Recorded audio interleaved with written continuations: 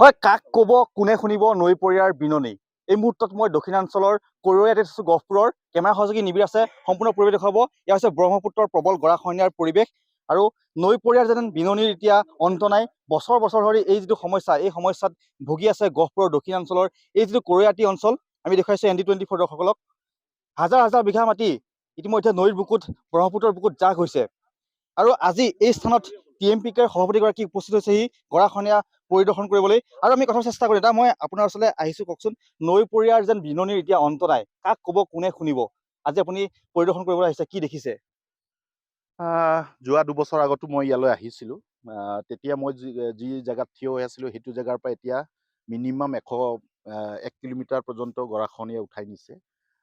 আমাৰ TMPKৰ মূল দাবী আছিলে যে বানপানী গৰাখহনীয়া ৰোধ কৰিব লাগে আৰু চৰকাৰৰ ওচৰত সেই দাবীক আমি উত্থাপন কৰিছিলোঁ। আৰু চৰকাৰে নকৰা নহয়, চৰকাৰে যি মথাউৰি এতিয়া নিৰ্মাণ কাম আৰম্ভ কৰিছে আৰু খটখটীয়াকৈ নিৰ্মাণ কৰিছে, কিন্তু গৰাখহনীয়া ৰোধ কৰিব পৰা নাই। আমাৰ চৰকাৰৰ ওচৰত দাবী সেইটোৱে থাকিব যে আপোনালোকে গৰাখহনীয়াসমূহ ৰোধ কৰক, বাৰিষা সময়ত কাম কৰা বন্ধ কৰক, খৰালি সময়ত আপোনালোকে কাম কৰা আৰম্ভ কৰক।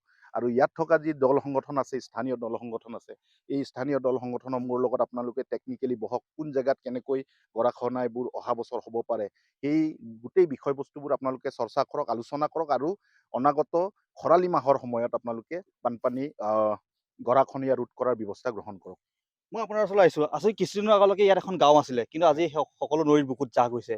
প্ৰতি বছৰ আচলতে যিটো আপোনাৰ সমস্যা, এই সমস্যা চলি আছে, কিন্তু চৰকাৰে যিটো কৰিব লাগিছিলে কিন্তু সেইটো কৰা নাই আজিলৈকে। হয়, আমি বিগত সময়ছোৱাত আমি বিভিন্ন ধৰণে প্ৰতিবাদী কাৰ্যসূচীৰ লগতে মেমৰেণ্ডাম আবেদন নিবেদন কৰি আহিছোঁ। আৰু আজি আপোনালোকে দেখিছে এতিয়া এই মুহূৰ্ততো খহনীয়া অব্যাহত আছে।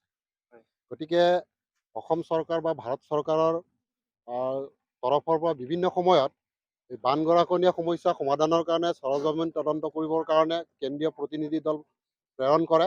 গহপুৰত আহিছে, আমি এইবিলাক গম পাওঁ।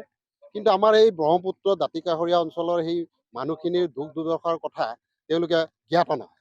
কি কাৰণত, কি ষড়যন্ত্ৰত ইয়ালৈকে নাহে সেই কথাটো আমি ঢুকি নাপাওঁ। কিন্তু আমি গম পাওঁ যে আমাৰ উত্তৰ অঞ্চলত যি পাহাৰীয়া নদীয়ে তাতে বানপানীৰ সৃষ্টি কৰে কৃত্ৰিমভাৱে, সেইটো কম সময়ৰ কাৰণে পানী হয় আৰু পিছত পানী কমি যায়। কিন্তু ইয়াত স্থায়ীভাৱে আমাৰ যি ভূমি, কৃষিভূমি, বাসভূমি, সেই ভূমিবিলাক প্ৰতি বছৰে অলপ অলপকৈ খুৱাই ইয়াৰ অস্তিত্ব ইতিমধ্যে শেষ হ'বলৈ গৈ আছে। এটা স্থায়ী সমাধান লাগে।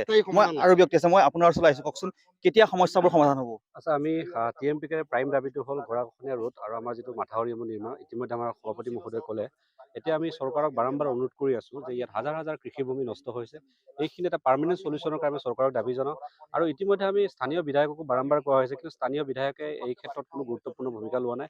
গতিকে আমি অসমৰ মাননীয় মুখ্যমন্ত্ৰী আৰু ভৈয়াম জনজাতীয় মাননীয় মন্ত্ৰী ডক্টৰ 𝐒𝐇𝐀 ছাৰ আৰু ইতিমধ্যে আমি আলোচনা কৰিম। আমি সভাপতিৰ লগতো গৈ আমি অসম চৰকাৰৰ লগত এই স্থায়ী সমাধানৰ কাৰণে আমি আলোচনা কৰিম।